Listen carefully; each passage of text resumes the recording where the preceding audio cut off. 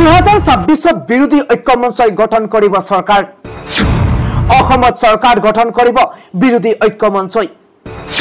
126টা সমষ্টিতে প্ৰাৰ্থী দিব বিৰোধী শিবিৰে এই মন্তব্য কৰিছে অখিল গগৈয়ে সন্মিলিতভাৱে 126টা সমষ্টিত নিৰ্বাচন খেলিব বিৰোধী ঐক্যমঞ্চই 2026ক লৈ বিৰোধী ৰণকৌশল জনাইছে এবাৰ অখিল গগৈয়ে 126টা সমষ্টিতে প্ৰাৰ্থী দিব বিৰোধী শিবিৰে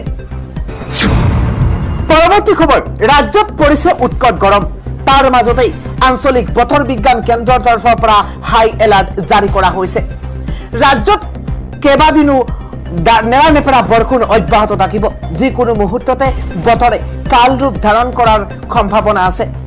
আগন্তুক 24 মে পৰ্যন্ত ৰাজ্যত হ'ব প্ৰচণ্ড বৰষুণ বতৰ বিজ্ঞান কেন্দ্ৰই এই সতৰ্কতা জাৰি কৰিছে ঘণ্টাত 30ৰ পৰা 40 কিলোমিটাৰ গতিবেগেৰে আহি আছে ঘূৰ্ণীবতাহ এফালে ৰাজ্যত দহিছে উৎকট গৰমে আনফালে বতৰ বিজ্ঞান কেন্দ্ৰৰ তৰফৰ পৰা প্ৰচণ্ড বৰষুণ ধুমুহাৰ আগজাননী প্ৰদান কৰিছে